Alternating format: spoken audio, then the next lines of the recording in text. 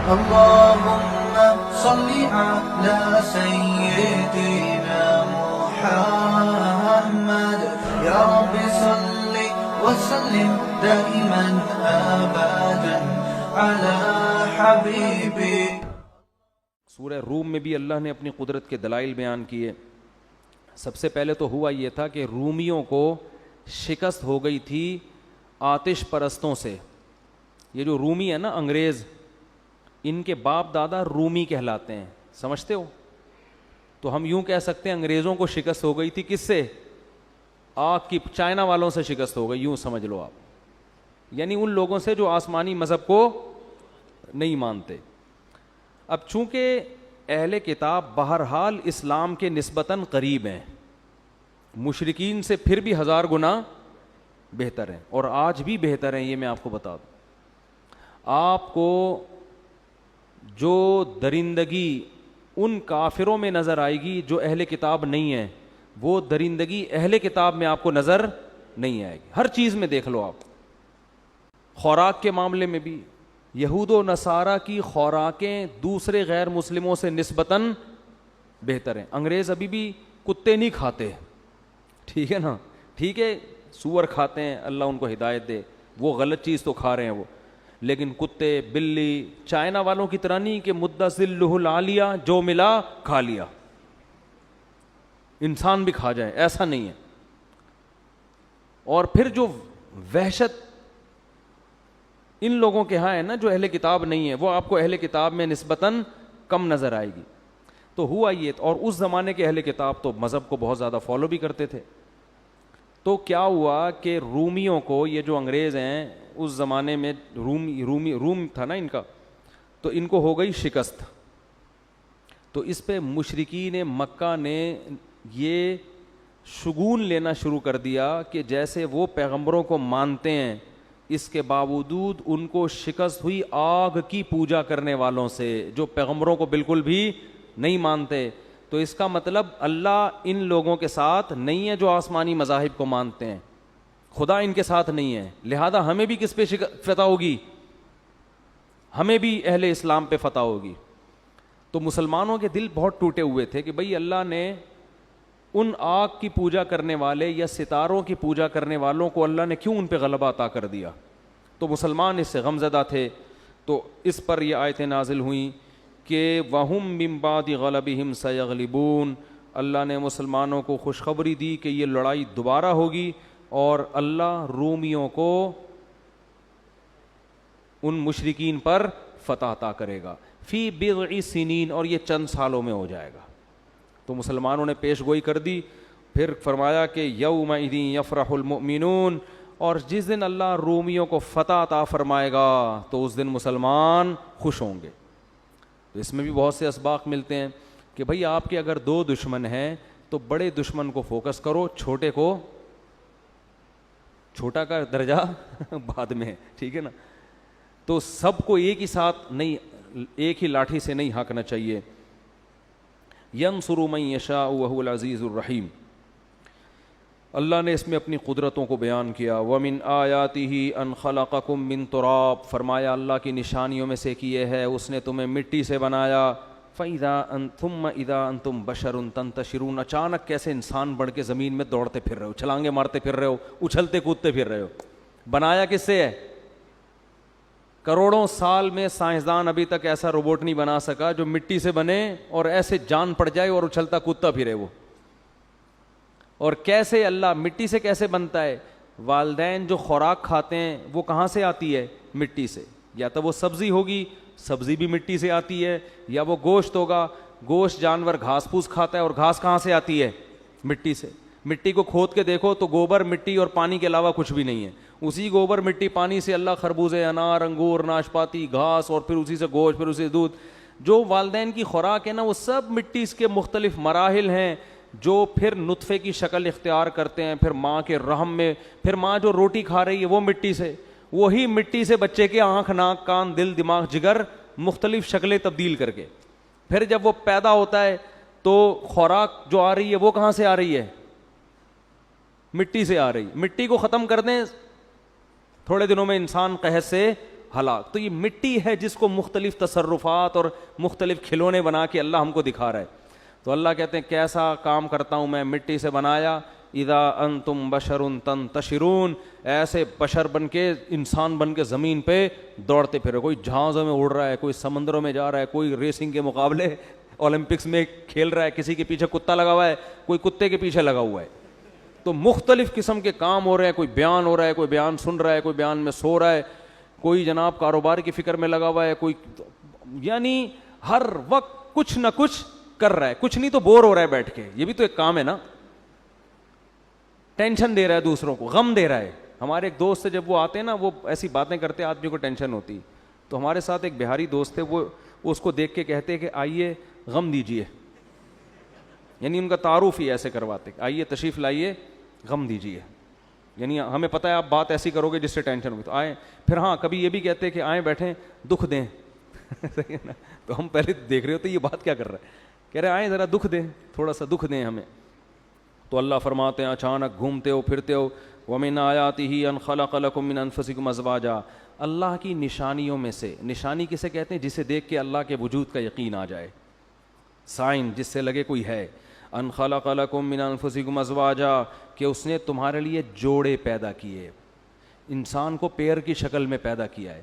اگر یہ کائنات خود بنی ہوتی, مٹی سے پتلے آٹومیٹیکلی بن رہے ہوتے تو ایک ہی جنس بنتی نا, ایک ہی جنس بنتی نا بھائی. یہ نر مادہ کیوں بن رہے ہیں الگ الگ؟ فرمایا کیوں تمہارے لیے ازواج بنائے, لتسکنوا الیہا, تاکہ تمہیں ان سے سکون ملے. یعنی مرد کو الگ جنس بنا دی, عورت کو الگ, اور دونوں کی ایک دوسرے کی طرف اٹریکشن رکھ دی. دونوں کامل نہیں بنتے جب تک دونوں کا نکاح نہیں ہوتا, دونوں کا ملاپ نہیں ہوتا. تو فرمایا کہ یہ بھی اس کی علامت ہے کہ تمہیں مرد بنا کے تمہارے اندر ڈیزائرز رکھیں, تو ان ڈیزائرز کو پورا کرنے کے لیے عورت کو پیدا کیا, اور عورت کو عورت بنا کے اس میں مرد کی ڈیزائر رکھیں تو اس کے لیے مرد کو پیدا کیا. اگر یہ آٹومیٹیکلی ہوتا, خود بخود ہوتا, اتنا بہترین انداز سے انسانوں کو اللہ ڈیوائیڈ نہ کرتا دو جنس میں. اور پھر بچے کی پیدائش کے بعد دیکھو, بچے کو بھی دونوں کی ضرورت ہے, ابا کی بھی اور اماں کی بھی. سنگل مدر والا جو سیٹ اپ یورپ میں چل رہا ہے یہ نیچرل نہیں ہے. ماں سے الگ قسم کی محبت ملتی ہے اور باپ سے الگ. تو فطرت ایک ہی چیز سے کتنے کام لے رہی ہے, الگ الگ جنس میں بنا کے دونوں کے سکون کا ذریعہ بنایا, اولاد کی پیدائش کا ذریعہ بنایا, پھر بچے کی تربیت کا بھی دونوں کو ذریعہ بنا دیا کہ بچے کو ماں بھی چاہیے اور ایک عدد باپ بھی چاہیے بچے کو. تو اللہ فرماتے ہیں یہ اس کی نشانیوں میں سے ایک نشانی ہے. فرمایا وجعل بینکم مودۃ ورحمہ, اس نے تمہارے لیے جوڑے پیدا کیے اور تمہارے درمیان رحمت اور بے پناہ محبت رکھ دی اس نے. مودہ کہتے ہیں بے پناہ محبت. کیا مطلب؟ کہ عورت بالکل ایک اجنبی ہوتی ہے جس سے آپ نکاح کرتے ہو, مگر اللہ کہتے ہیں اس اجنبی, تم بھی اس کے لیے اجنبی اور وہ بھی تمہارے لیے اجنبی, لیکن تم دونوں کے درمیان جتنی محبت رکھی اتنی کسی اور میں نہیں رکھی. ایسی محبت ورحمہ, اور صرف محبت نہیں رحمت بھی رکھ دی. رحمت کا کیا مطلب ہے؟ ایک دوسرے پہ رحم بھی آتا ہے دونوں کو.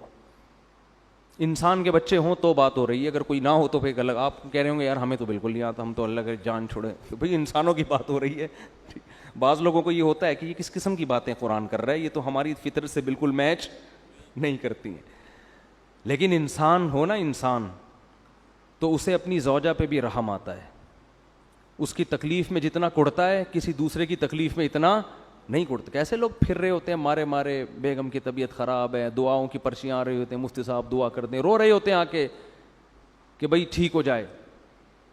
یہ ان کی بات جن کے صبح و شام پھڈے ہوتے ہیں, ٹھیک ہے نا, ان کے یہاں یہ ہو رہا ہو. پھر شوہر کیسا ہی مکھنچو ہو, کیسا ہی نالائق ہو, ذرا سی تکلیف ہوتی ہے پریشان ہوتا ہے تو تکلیف کس کو ہوتی ہے؟ اس کی زوجہ کو. ایسا اللہ نے دونوں کے درمیان محبت اور تعلق قائم کیا. اور جتنا آپ گاؤں دیہاتوں میں جائیں گے نا یہ محبت آپ کو زیادہ ملے گی, الا یہ کہ کوئی بہت ہی جاہل ہو, مار پیٹ کرنے والے, وہ ایک الگ بات ہے. ہمارے ایک دوست نے بتایا کہ ایک بوڑھا پٹھان تھا بیچارہ, رکشا چلاتا تھا ادھر کراچی میں, ہاسپٹل میں نا بوڑھا آدمی, اس کا انتقال ہو گیا. کہتے ہیں یار میں نے اس کی بوڑھی بیوی کو دیکھا, اس کو جب اطلاع ملی ہے اتنا روئی اور اپنے میاں کے جوتے اٹھا کے اپنے سر پہ رکھ لی ہے اس کی عظمت اور محبت میں. کہتے ہیں میں نے کہا یار یہ گنوار عورت اور یہ گنوار مرد بیچارہ مزدور آدمی, ان کے درمیان بڑھاپے میں کتنی محبت ہے, دیکھو بڑھاپے میں کتنی محبت, ایسا رو رہی ہے اور اس کی تعظیم میں, یعنی عزت بھی دے رہی ہے شوہر کی میت کو, کہ اس کے چپل اٹھا کے نا جو یہ والی سائڈ نیچے والی ہوتی ہے یہ اپنے سر کے اوپر رکھی ہوئی اس نے, ایسے ایسے اپنے سر پہ اوپر رکھ کے مسل رہی. کہتا ہے مجھے بڑا رشک آیا, دیکھو بالکل بھی پڑھے لکھے نہیں ہیں, بالکل ایک دیہاتی لوگ ہیں, مزدور پیشہ لوگ ہیں, غربت میں وقت گزارا, مگر آپس میں تعلق کتنا قوی ہے. تو یہ ہوتا ہے, لیکن جب دولت آتی ہے نا, ہوس آتی ہے, تو یہ تعلق کیا ہوتا ہے, کمزور. میرے پاس لوگ آتے ہیں بتاتے ہیں کہ میں غریب ہو گیا, جاب چھوٹ گئی, بیگم مارکیٹ سے شارٹ.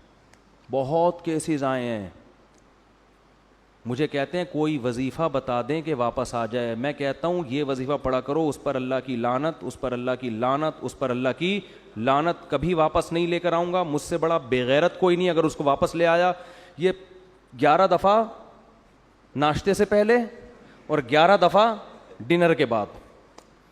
میں نے کہا مرد میں غیرت اللہ نے رکھی ہے, جو تم سے محبت کرے تو اس کی محبت کو 100 سے ضرب دے کے اس سے محبت کرو, اور جو عورت تم سے محبت نہیں کر رہے تم 100 دفعہ لات مارو اس کے اوپر. بھائی آزمائش میں تو میاں کا پتہ چلتا ہے, جاب لیس ہو گیا تو اب تو ساتھ دینے کا ٹائم آیا تھا.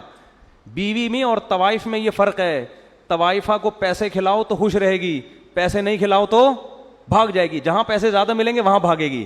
اس کے ریٹ ہوتے ہیں, بیوی کے ریٹ نہیں ہوتے. وہ غم میں بھی آپ کا ساتھ دیتی ہے اور وہ خوشی میں بھی آپ کا ساتھ دیتی ہے. کوئی بات نہیں, قدرت کی طرف سے اگر جاب لیس ہو گئے تو اس کو بولو بھائی میں بھی سوکھی روٹی کھا رہا ہوں, میرے ساتھ تم نے بھی کیا کرنا ہے, سوکھی روٹی کا. ہاں اپنی نالائقیوں سے اگر کم بخت پیسے نہیں کما رہا, پوستی قسم کا آدمی پڑا ہوا ہے, کچھ نہیں کر رہا, پھر تو اس کو میں خود بھاگنے کے مشورے دیتا ہوں. آپ بھی کہیں گے یار پتہ نہیں کس قسم کی باتیں کر رہے ہیں مفتی صاحب. بھائی ایک آدمی کم بخت کماتا ہی نہیں ہے, پڑا رہتا ہے, محنت نہیں کر رہا اور گھر والوں کی فکر نہیں کر رہا, تو وہ کیوں پڑی ہوئی ہے یہاں پہ؟ سوال پیدا ہوتا ہے نا کیوں پڑی ہوئی ہے. تو ہم تو اس کو خود مشورہ دیتے ہیں کہ اس سے طلاق لو اور پتلی گلی سے نکلو یہاں سے. لیکن اگر وہ اپنی ذمہ داری پوری کر رہا ہے, قدرت کی طرف سے آزمائش آ گئی ہے, کوئی آزمائش آ گئی ہے قدرت کی طرف سے, تو بھائی پھر تو غم خوشی دونوں میں عورت کو چاہیے اپنے شوہر کا ساتھ دے. کیوں اللہ کیا کہہ رہے ہیں, اللہ نے میاں بیوی کا جو رشتہ بنایا اس میں مودہ بھی رکھی اور رحمت بھی. تو شوہر کی بے روزگاری پہ عورت کو اپنے شوہر پہ ترس آنا چاہیے, غصہ نہیں آنا, ترس آنا چاہیے. ترس کھا کے وہ یہ کہے کہ میں آپ کے غم میں آپ کے ساتھ شریک ہوں. کوئی بات نہیں, آپ نے پراٹھے بھی بہت کھلائے ہیں, انڈے بھی بہت کھلائے ہیں, اب ہم چائے میں ڈبو کے کھانے کا مزہ بھی لیں گے پاپوں کے. اب صرف پاپوں پہ ہم گزارا کریں. پاپا سے میں نے بات کی ہے, اگلی دفعہ وہ پاپے لیتے ہوئے آئیں گے. ٹھیک ہے نا, میں نے اپنے پاپا سے بات, مالدار عورت ہوگی نا تو پاپا ہی ہو گئے نا, ان کے ابو تھوڑی ہوتے ہیں. تو پاپا سے میں نے بات کر لی ہے, اس دفعہ پاپے بھی کہاں سے آئیں گے, میرے پاپا آپ کے ساتھ تعاون کریں گے. ٹھیک ہے نا. تو غم میں پہلے سے ہی کوئی غریب ہو تو پھر اس کے ساتھ ضرورت نہیں ہے شادی کرنے کی, اگر وہ بہت غریب ہے. اگر کوئی مالدار عورت ہے نا تو اس کو چاہیے اپنی حیثیت دیکھ کے نکاح کرے. غریبوں میں جانے کی چندہ ضرورت نہیں ہے بلا وجہ. کیوں بھائی, اپنے حساب سے چلو. لیکن اگر تھا مالدار, قسمت نے اس کو غریب بنا دیا, تو کیا کرنا ہے, صبر کرنا ہے, غیرت کا مظاہرہ کرنا ہے. تو اسی طرح اگر آپ کی زوجہ آپ کے ساتھ رہتی ہے, خدا نہ خواستہ کوئی بیماری ہو گئی, اس کو کوئی پرابلم ہو گئی, تو اس بیس پہ اس کو کبھی بھی مت چھوڑو. لوگ یہ کام بھی کرتے ہیں, کوئی فالج ہو گیا, کوئی اور مسئلہ ہو گیا, ابے جان چھڑاؤ اس مصیبت سے. او بھائی یہ تو میاں, اس کو اٹ از ناٹ کالڈ میاں, یہ بوائے فرینڈ ہوتا ہے. بوائے فرینڈ کی جب گرل فرینڈ ہوتی ہے, جس دن گرل فرینڈ کو لقوہ ہو جائے وہ گرل فرینڈ رہے گی؟ کیا ہو گیا بھائی, آپ کی کوئی گرل فرینڈ ہے, اللہ نہ کرے, بڑے مرتے ہو آسمان سے تارے, ایک دن اطلاع آئی کہ میرا تھوڑی سی سیٹنگ کیا ہو گئی ہے, آؤٹ ہو گئی ہے. لقوے میں ایسا ہی ہوتا ہے نا, اللہ بچا کے رکھے, تھوڑی سی سیٹنگ کیا ہوتی, آؤٹ. اب آپ 500 کے بیلنس ڈالنے کے لیے بھی تیار نہیں ہوگے. جو محبت کی بیس تھی وہی ختم ہو گئی, حسن و جمال. تو شادی کرتے ہوئے تو سب دیکھو لقوہ نہ ہو, فالج نہ ہو, یہ نہ ہو. جب ہو گئی پھر بھائی لقوہ ہو گیا تو آپ کی قسمت, فالج ہو گیا تو بولو اگر غیرت کے ساتھ زندگی گزارنا چاہتے ہو.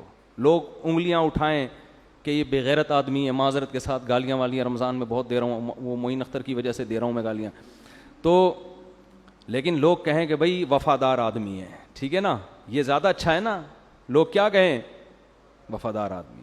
تو اللہ کیا فرماتے ہیں, جعل بینکم مودۃ ورحمہ, اس نے تمہارے درمیان بے پناہ محبت اور رحمت, ایک دوسرے پہ رحم کا جذبہ رکھ دیا, یہ بھی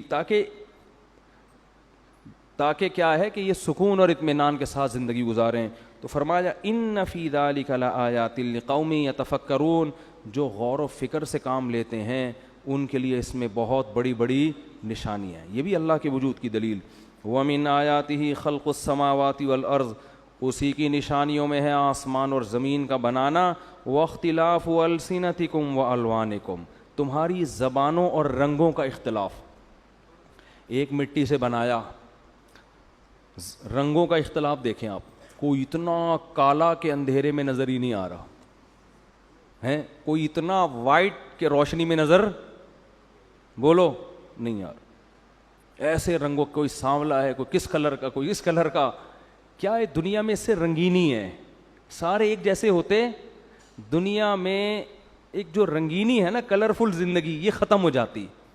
اور فرمایا اختلاف السنتکم, زبانوں کا اختلاف. ایک ہی زبان منہ میں لگی ہوئی ہے, ایک جیسے دانت ہیں, سب کی خوراک ایک جیسی.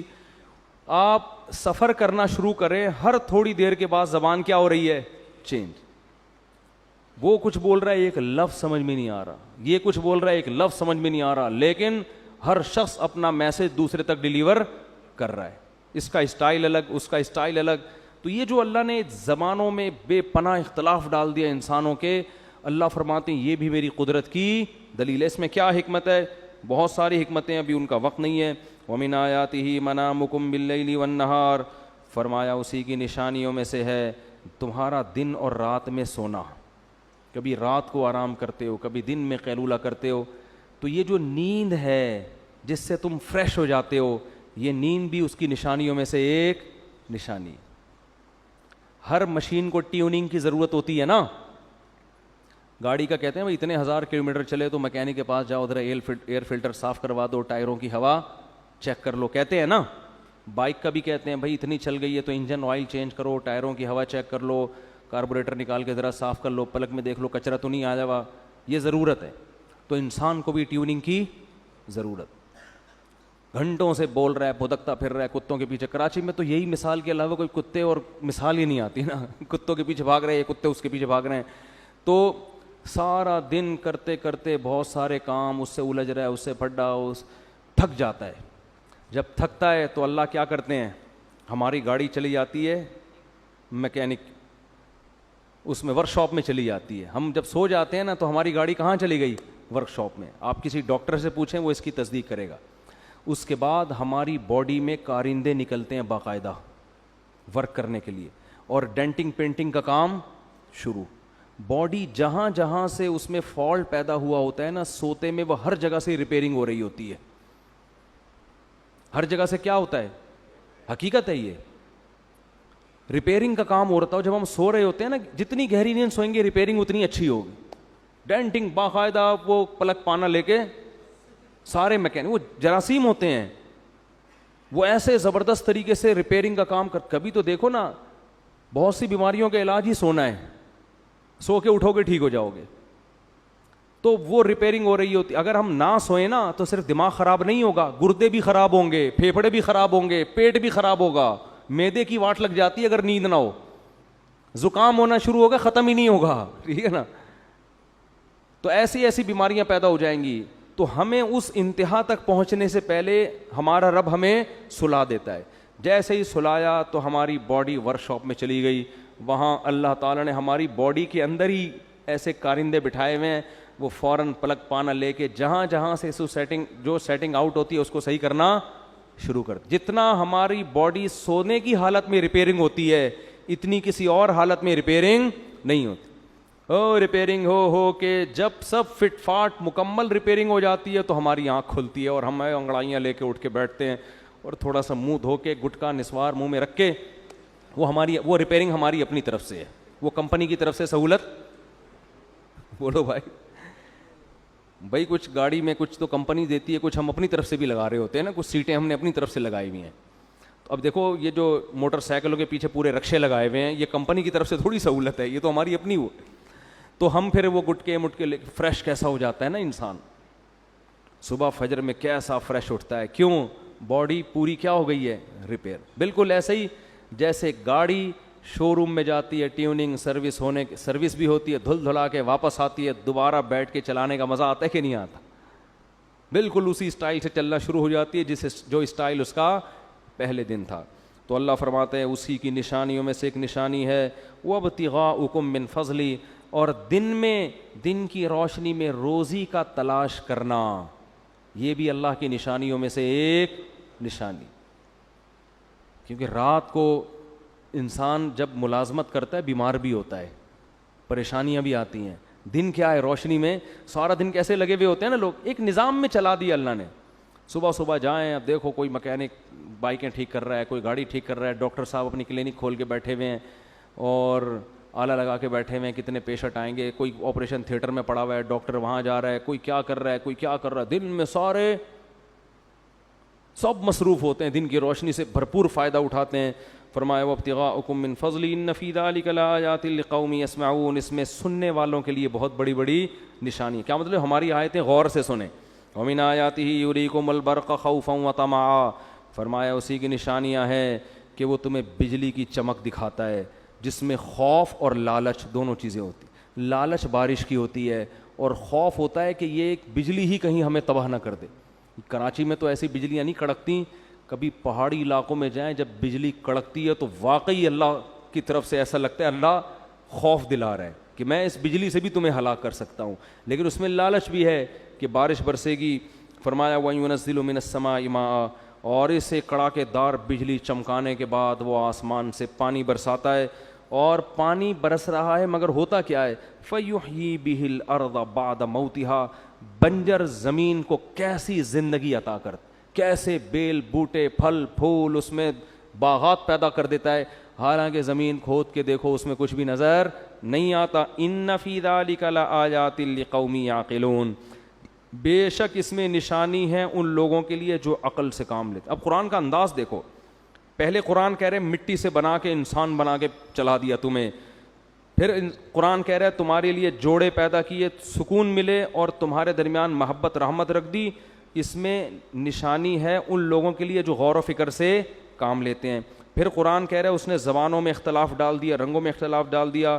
اس میں نشانی ہے للعالمین, جو جاننے والے علم رکھنے والے لوگ ہیں ان کے لیے نشانی.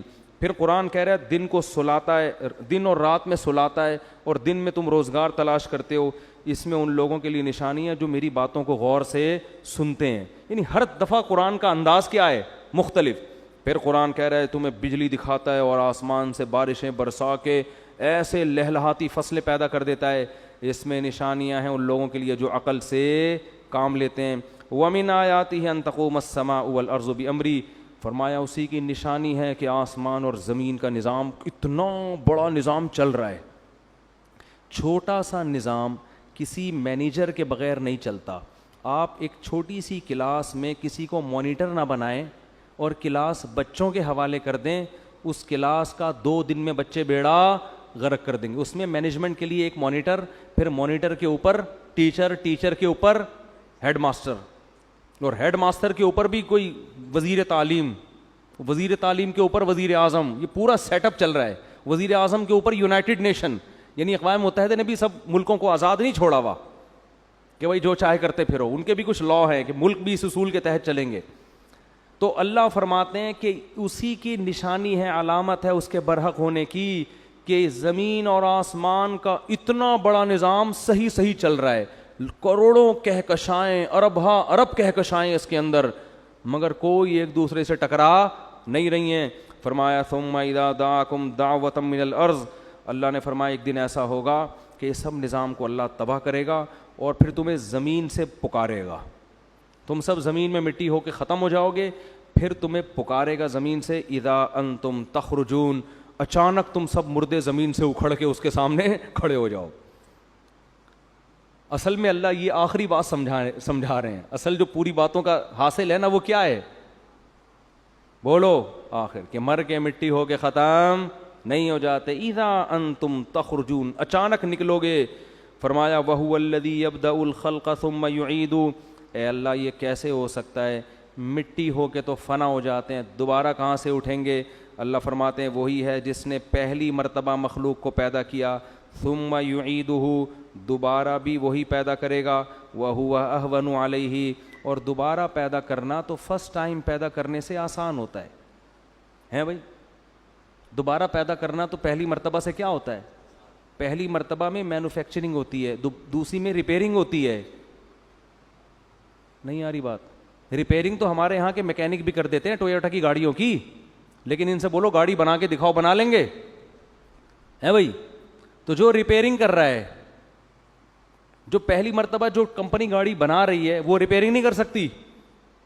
آپ کا وہ ریپیئرنگ نہیں کر سکتے, میکینک کر سکتا ہے. تو وہ کہے گی وہ بنا سکتا نہیں ہے, تو جیسی ریپیئرنگ میں کروں گا ویسی وہ نہیں کر سکتا. جو بنائے گا وہ تو زیادہ اچھی ریپیئرنگ کرتا ہے. تبھی تو کمپنی کہتی ہے کہ ہم سے اگر ریپیئرنگ کروائی تو وارنٹی ہے, کسی اور اناڑی کے ہاتھ لگ گئے تو کوئی وارنٹی نہیں ہے, کیونکہ ہم بنا سکتے ہیں, ہمیں پتہ ہے ریپیئرنگ کیسے ہوگی. تو اللہ فرماتے ہیں جس نے فرسٹ ٹائم بنا دیا وہ دوبارہ ریپیئر کر کے تمہیں دوبارہ بنا بھی سکتا ہے. یہ تو اور آسان ہے ہمارے لحاظ سے کہا, ورنہ اللہ کے لحاظ سے تو کوئی آسان مشکل کچھ بھی نہیں ہے. فرمایا وَلَهُ الْمَثَلُ الْأَعْلَى, اسی کے لیے اعلیٰ مثال ہے آسمان اور زمین میں, اور وہی زبردست غالب اور حکمت والا ہے. مفتی طارق مسعود صاحب کے بیانات سننے کے لیے youtube.com/مفتی طارق مسعود کو سبسکرائب کریں, اور اگر آپ لائیو ویڈیو کو کبھی بھی مس نہیں کرنا چاہتے ہیں تو سبسکرائب کرنے کے بعد بیل آئیکن پہ کلک کرنا مت بھولیں. جزاک اللہ.